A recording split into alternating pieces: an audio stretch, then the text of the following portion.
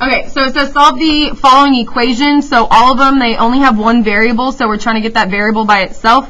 So for this one, before we can get rid of the 4, the 5 is over here by itself. So to move a negative 5, we're just going to do plus 5 to both sides. So we get g divided by 4 equals negative 7 plus 5 is negative 2. And so to get rid of the fraction, we have to multiply by the denominator. So multiply both sides by 4. These are just going to cross each other out, so we get g all by itself. So negative 2 times 4 is negative 8. Another way to check yourself is, especially with these ones, you can go put left side and right side in the y1, y2. So we could put x divided by 4 minus 5 and then negative 7. And we could go look where they match. So like a whole bunch of negative 7s, if that's what I'm trying to find. So the negative 7 matches at negative 8. So that's how I know I got it right. So for this one, same thing. I want to get the x by itself, so moving the 4 first, subtracting it to the other side. Negative 10 minus 4 more is negative 14, equal to negative x, but to get rid of that negative, we have to divide by negative 1, so that the negative crosses out with the negative, and negative 14 divided by negative 1 is positive 14. So number 3 should be the easiest. A lot of people think it's plus 4 because they see the minus 4, but remember that these are multiplying, so the opposite of multiplying is dividing, so we have to divide both sides by negative 4. So then the negative 4s will cross out, and then 20 divided by negative 4 is negative 5. All right, so number 4 says Jason decided to use the substitution method to solve the system. Which of the following shows the correct substitution step? So if you look at all the answer choices, it doesn't even want you to go through and solve all of them. It just wants to know which one has the correct step. So remember, substitution means that somebody's getting taken out and somebody's replacing. So I can see y is all by itself. So that's how I know that y right here is going to be taken out. And instead of y, right next to him on the other side of the parentheses is who's going to get substituted in. So I know that the 3x part is going to stay the same. The x stays in. It's the y that gets taken out. And then we have plus 2, but instead of the y, I'm substituting in that negative x plus 4. And then it's still equal to the 15 on the other side. So out of all the answer choices, I see the substitutes next to the 2, which means my answer would be A. Number 5 says solve the following equations for the indicated variable. So both of these are called literal equations. You'll notice that there's no numbers, it's all letters. And so really it's just about rearranging this equation. Instead of getting p all by itself on the left side, we want t all by itself is what it's telling us. So the only thing to do whenever you have a fraction to get rid of it is to multiply by the denominator. So I have to multiply both sides, and since the denominator is t, I'm going to multiply both sides by t. So the t's on the same side are going to cross out, so you would get w by itself. And then over on the left side, t times p is literally just t times p. There's nothing to do. And so now to get the t by itself, t and p are multiplying, so I have to divide away p, divide away p. So now the t is all by itself, and just w divided by p is just w divided by p. I have no idea what numbers those are. So just kind of about rearranging which letters by itself. So this one is the same thing. I have a big fraction, and instead of having k by itself, I want h by itself. So I'm going to multiply both sides by everything in the denominator. So this one has a 3 and an h, so I'm going to multiply by a 3 and an h. The 3h and the 3h will cross out. So 3hk is just 3 times h times k, nothing to do with that. And now on the right side, all that's left is the top, which was def. So now again, we want the h to be all by itself, so that one's on the left side. So we have to get rid of that 3 and k, but these are all multiplying together, so to undo multiply, we're just going to divide both sides. So we have to get rid of the 3, and we have to get rid of the k, so I'm going to get rid of both of them at the same time, so that the 3 crosses out and the k crosses out. So So all that's left is h. And then on the right side, all of these are different letters, so it's just the same as DEF divided by 3K, just that fraction. There's only one of these on the final, and I think it's more like this first one right here. So just make sure you know to multiply to get rid of the fraction. All right, do y'all remember the difference between discrete and continuous? Well, kind of. Not that discrete stops, because technically discrete could keep going, could continue on forever. But it was about one is counted and one is measured. Do y'all remember which one is which? Counted is continuous. Is discrete, yeah. Continuous is, so you think about, like if, okay, so CDs. If I went to the store, could I go ask the person behind the register, I need to buy 5.5 CDs? No, like you would have to buy 1 CD, 2 CDs. So would that be discrete or continuous? Discrete. You have to count out the number of CDs. What about the height? Like, do you have to be 1 foot or 2 foot or 3 or like 5'1" or 5 foot? Couldn't you be like 5'1.5"? Like, right, 5'1.5". Like, you could be half of it. So would that be discrete or continuous? Continuous. And then temperature. So if you were talking about how hot it is outside, would it be possible for it to be 85.3 degrees? That's continuous, yeah. And then what about video games? Discrete. All right, so draw an example of each type of correlation. So correlation just means like what direction are the dots going. So what would a positive correlation look like? As the x's increase, are the dots going to be increasing or decreasing for positive? Increasing. So that would just be like this. I would just draw an up arrow. As the x's increase, as these keep getting bigger, these numbers keep getting bigger.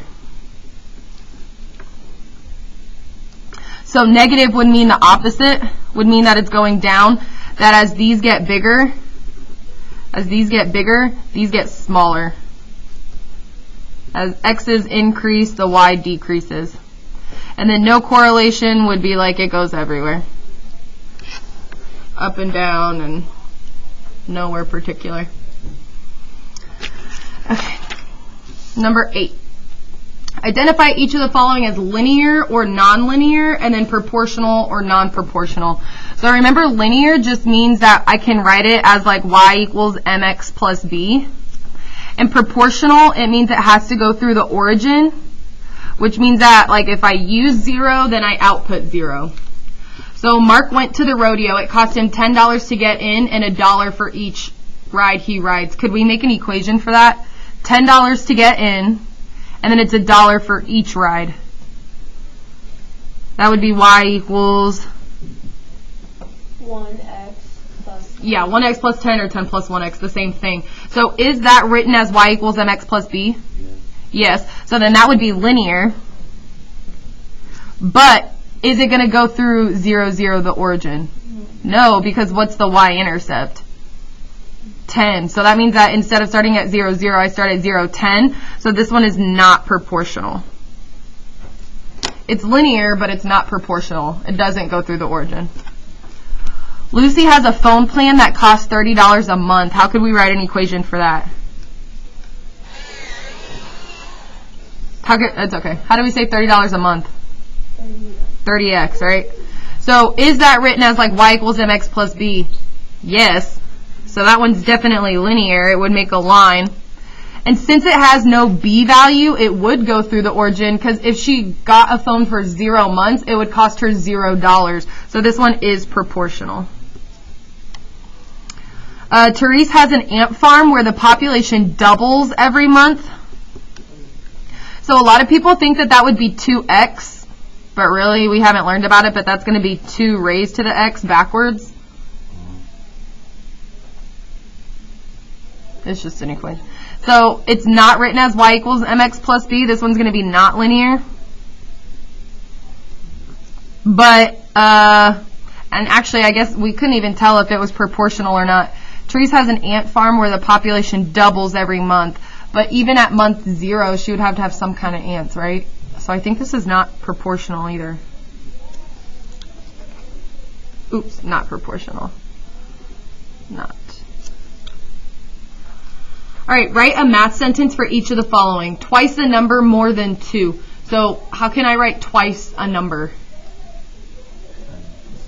Times 2x, right? Not squared. It'd be times 2. So 2x. How could I say more than 2? Is that going to be at? Huh? But what symbol is that? Plus, right? More than 2. Twice the number, more than 2. 3 less than, double a number. So this one's kind of a little bit backwards. So 3 less than, double a number. First we have to double the number. So how do I write double a number? 2x, right? But if I want to do 3 less than, would that be plus 3 or minus 3? Minus 3. A lot of people get this wrong. As soon as they see 3 less than, this is what they write. 3 less than, double a number. They switch it, but this one's wrong. So make sure that you know that, because I think this might be like the one on the final. If it says less than, it should always be either plus 3 or minus 3. So like always the twice, like the double a number, triple a number, quadruple a number, that part will go first, and then you're either plusing or minusing the number after. So if it's more than or if it's less than. Okay, so number 10 says a bag contains 23 coins consisting of quarters and dimes. The total value of the coins is $3.65. Which system of equations could be used to determine the number of quarters and the number of dimes in the bag? Does this want me to tell them how many quarters I have and how many dimes I have? It doesn't. I mean, it just wants us to figure out which of these equations would represent it. So what are some things you notice about the equation? What are some numbers or letters? It uses Q and D, which has to represent what? The quarters and the dimes. What do the numbers mean? Like what's 10 and what's 25? It's like how much the quarters are. How much is a quarter? 25 cents, right? So first let's go make sure. Did they label 25 cents for a quarter? Did they label 25 cents for a quarter? Did they label 25 cents for a quarter? No, so that should be the first one we cross out because a quarter is not worth 10 cents. Did they label 25 cents for a quarter? No, so that one should be crossed out too. So now I have 10 cents for a dime, 10 cents for a dime, that's fine. So if I'm talking about how much these are, am I going to talk about them equaling to 23 or equaling to the 365? It is going to be the 365. So like the money of a quarter and the money of a dime has to go with the total amount of money that the person has. So then my answer would be B. So just go slow on these ones because always there's like process of elimination. You can cross them out. Number 11, which of the following is equivalent to the system shown below? So notice that A, B, C, and D, none of these answer choices are like actual answers. They're just all equations, right? What form are these equations, all the A, B, C, and D's? Like y equals mx plus b, slope-intercept form, right? So all of these are in y equals mx plus b. That one, these ones are, these ones are, these ones are, and these ones are. All of these are in y equals mx plus b. But are these in y equals mx plus b? They're not, right? So all they need me to do is figure out which one of these, A, B, C, or D, is these in y equals mx plus b. So remember that we have to convert these. So I'll do one on the left side, and then we'll do the other one on the right side. So 2x plus 3y equals 15. So then we have to move the x,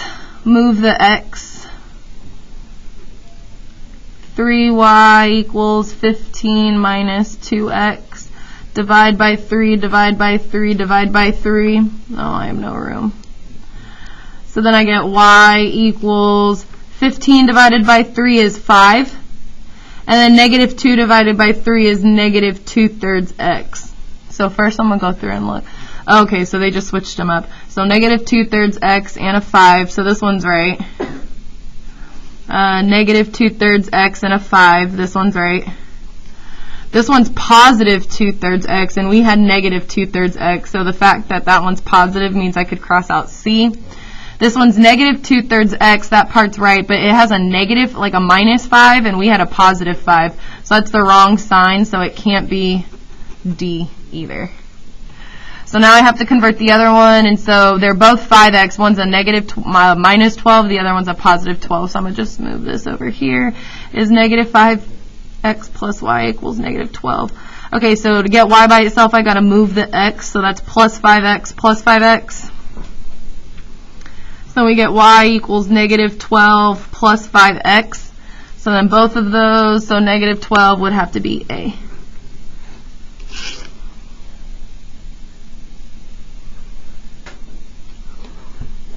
All right, so number 12 says, write an equation for each of the following situation. Peter runs 3 miles per hour.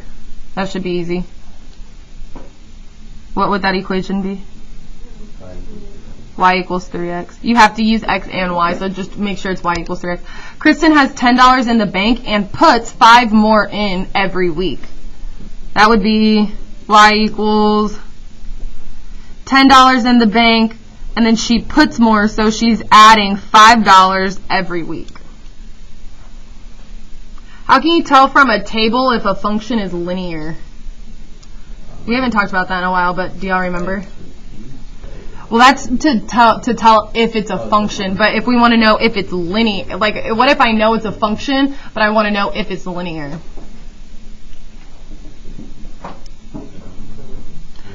So like remember, whenever we have a table, we have to do the caret in between two numbers and do the caret in between the two numbers. And after we do the carets, we have to make sure that the y caret, the delta y over the delta x is the same. So we haven't done that in a while. Normally we do stat edit to find the slope, but I would have to do the caret in between, like, so let's do like 0, 0, and then like 1, 5. Like you would have to do the caret in between the two numbers, the caret in between the two numbers, and you would have to make sure the same time that the carets are the same. How could you tell from the table if a function varies directly? So remember, varying directly is the same thing as proportional. So it has to go through 0, 0.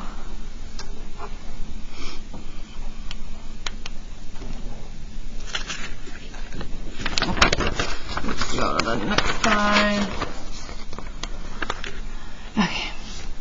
Use the table below to answer the question. So now we're putting all that stuff to use. Is the table linear? So we just said, how do we determine if it's linear? The carets. So I'm going to have to figure out the caret from here to here, from here to here, from here to here, and from here to here. And then I'll just go over here. So the delta x carets on the left side should be easy. How do you get from 1 to 2, 2 to 3, 3 to 4, 4 to 5? Those are all just plus 1s. And then we have to do the delta y carets. So how do you get from 20 to 25? Plus 5, right? And then 25 to 30 is plus 5. 30 to 35 is plus 5, and 35 to 40 is plus 5.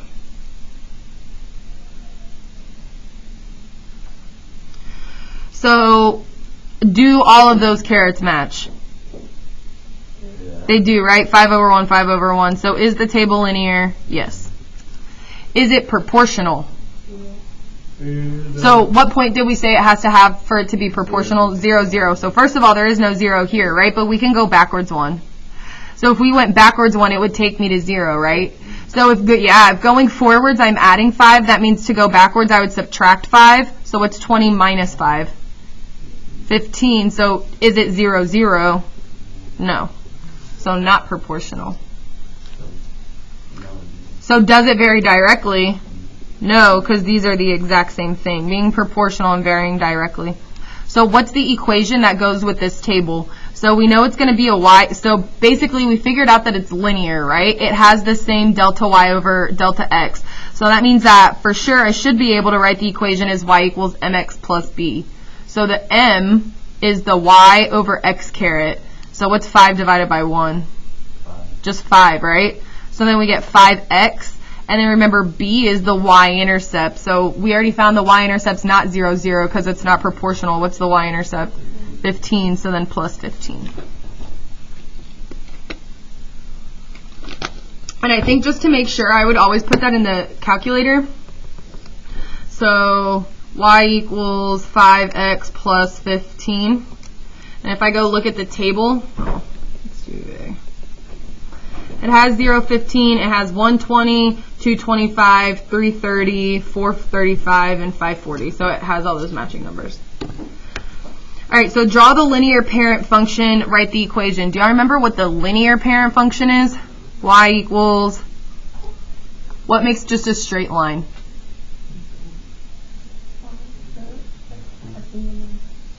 Not a straight line like that. Y equals the linear one. Just x. Right? Where? You said it's on there? Oh. Where?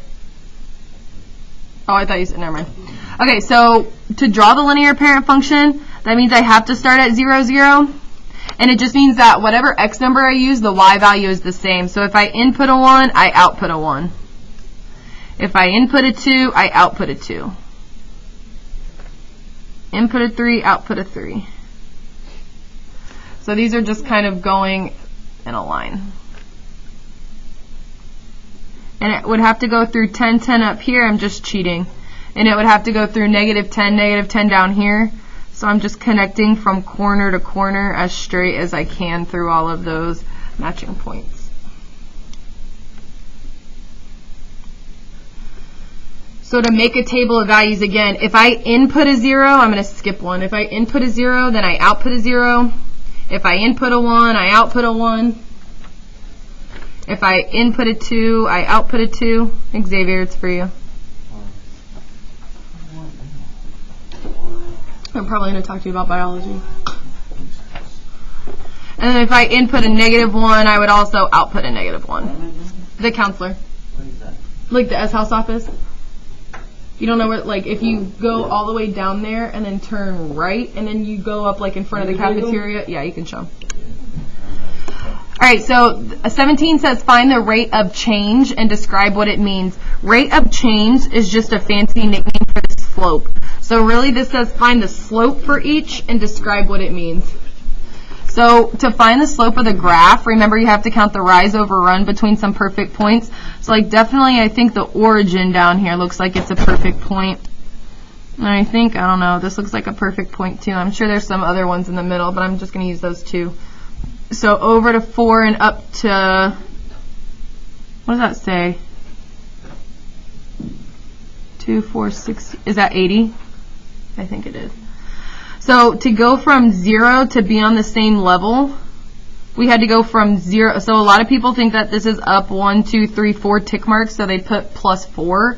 But really we're going from 0 to 80, so that's +80. And then to figure out how much I run to get over to that point, I went from 1 tick mark to 4 tick marks, but we can see down there that that is an actual 4. But in order to find the slope, it's always the y over the x, so 80 over 4. So those are, I know that that's got to reduce. 80 divided by 4 is 20. Oh. So then the rate, I guess it doesn't have a thing for it. Rate of change would be 20. And then is it proportional? So did it go through the origin? Yes. All right, so does the table vary directly, but it also still wants that rate of change. I'll write it down here. So for a table to find the rate of change, I want to do the delta y caret divided by the delta x caret. So I'm just going to do it 2 times because it should be the same each time. So from 2 to 3 is +1. From 3 to 5 is going to be +2.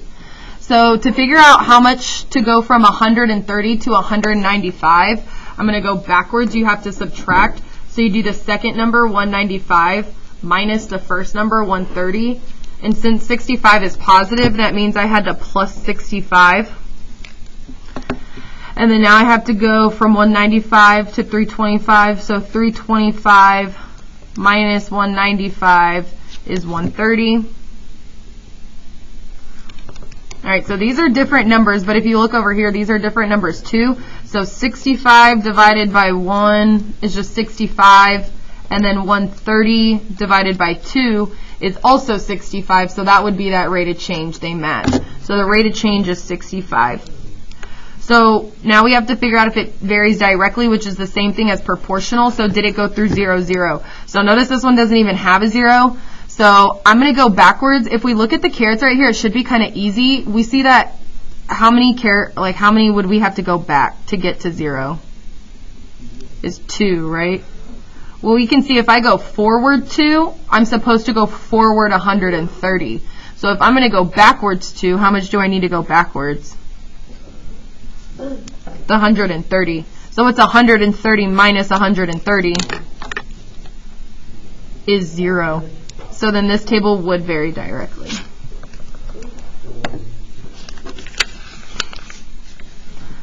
Okay, Mario has $45 in his lunch account, and every day he uses $3 at lunch.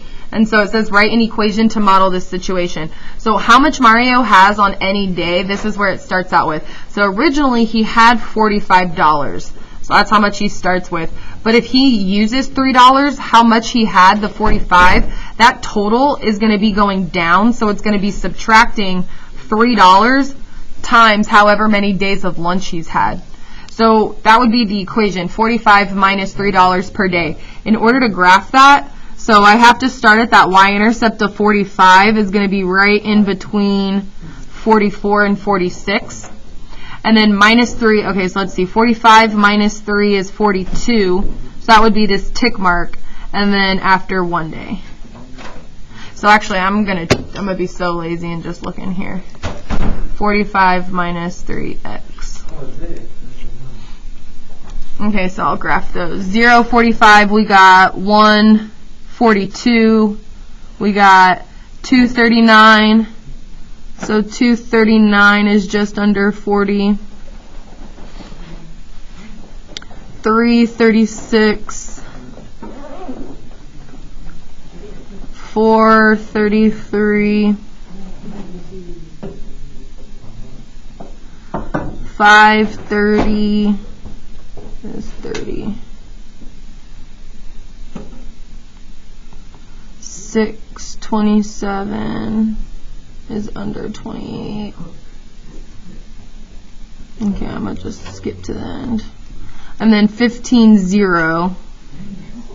15-0 is where it stops. But I think technically, if I go backwards, it's to 3. But are y'all okay if we don't do all this? 13's to 6. Let's just rough sketch. So something like that. That would be his money decreasing over time. So what's the x-intercept down here? Is 15.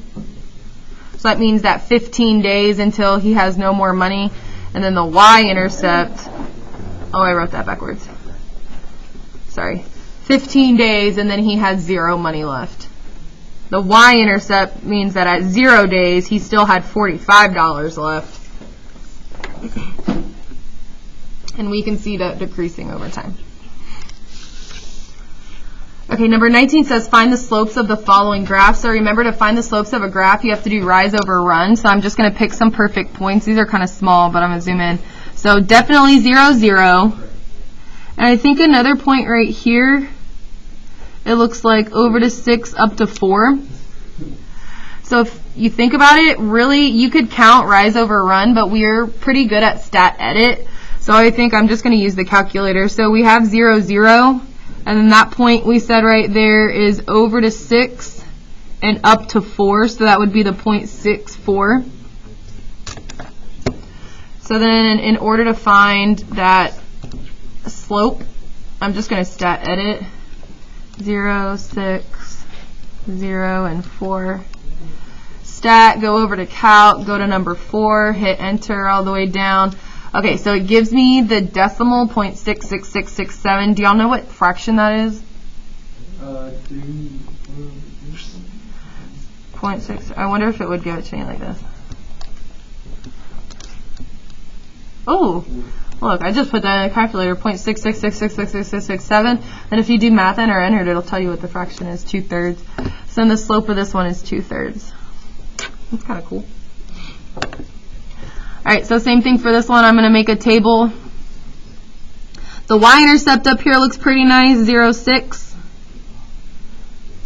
Oh, and then I think it's got a nice x-intercept too at 2, 0.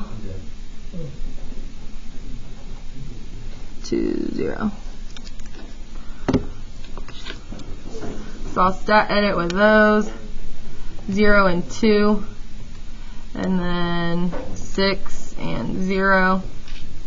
Stat calc 4. And then my slope is ax, so -3. 1, 2, 3 over 1, 1, 2, 3. Oh yeah, that too. -3. Alright, so this one, same thing, I'm going to just make a table. So that one's at -5. So it's a y-intercept, so 0, -5.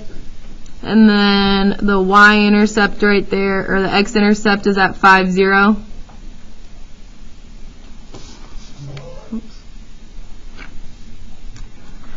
So I guess you can really, I mean, also technically on a graph you should be able to count how many tick marks you go up and how many you rise. So from -5 we go up 1, 2, 3, 4, 5. So we went up 5. And then we're going to go right 1, 2, 3, 4, 5. And then we also go to the right 5. So that would be 5 over 5. So if you just simplify that number, 5 over 5, that gives you a 1. So then that's what the slope of this one would be. So stat edit, or you can rise over run. Oh, but these ones, so like definitely it says find the slope between the following ordered pairs and write the function rule. The function rule is just writing the equation. Y equals mx plus b. So always, especially if they just give you the 2 points, we can stat edit for this one. So I'm going to just come down here. We have 8, and then 0, and then 9, and 3.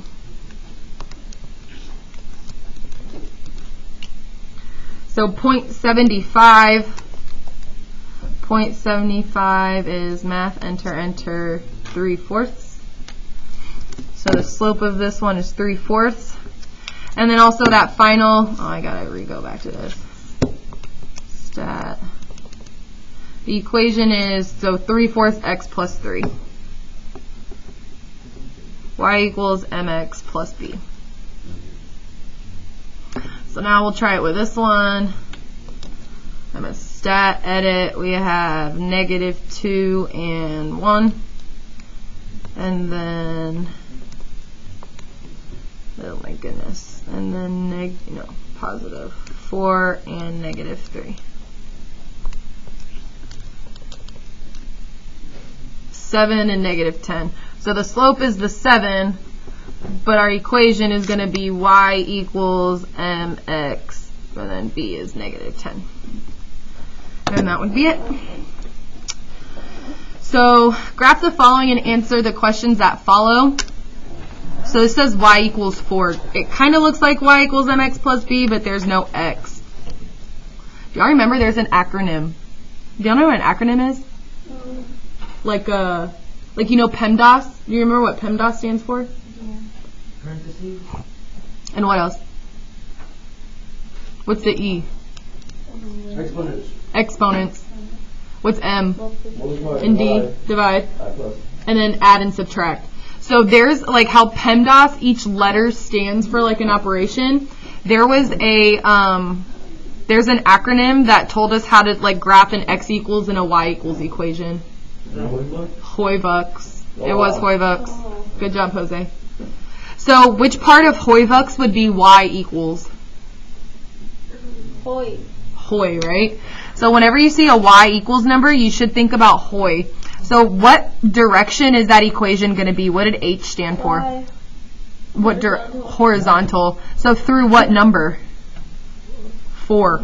So if I go to 4, which way does a horizontal line go? Up, down. No. Side. How are you going to go up and down through this 4 right here? You have to go left and right, yeah. It's okay. So that's why, too, you have to think about, you go to the y-axis at 4, and then it has to be horizontal. So what would the x equals be? Would be vux, right? So then on what number am I going to on the x-axis? -3. So if I go to -3 on the x-axis, and then am I going to go up and down or left and right? Up and down. Like I can only go up and down. So that would be the vertical line. So just remember that if it has an x equals or a y equals equation, that has to be the Hoivux. So what's the slope? It's part of Hoi right here. What's the slope of a y equals equation of a horizontal line? 0. And what's the slope of a vertical line that's an x equals equation? 3. No, the slope. What's U stand for? Unknown. No. Under. Undefined. Oh. Under. I just saw the U and the N. All right, and then this one says fill in the missing information. So these should be pretty easy, just going from y equals mx plus b, what's the slope and what's the y-intercept. So all of these are going to be y equals, which letter represents the slope? 3. Which letter? Oh, M. M. Yeah. And which letter is the y-intercept? The b. So then what's the slope of this line? 3. And what's the y-intercept? 2. So now this one's going backwards. What if this is the slope and this is the y-intercept? How do you write the mx plus b? 3/4 x plus, what's the other number? 6. 6. So this one's going backwards too. What's the slope? 4. 4. See, a lot of people think automatically that the fractions are the slope, but remember the slope has to be the coefficient, the number that's with the x. So what's the y-intercept? 1/2. So this one's going backwards too. M is 1/2 and b is -1. So how do I write that? Y equals? Negative 2x minus 1? Yeah, -1, and then that's it. Okay.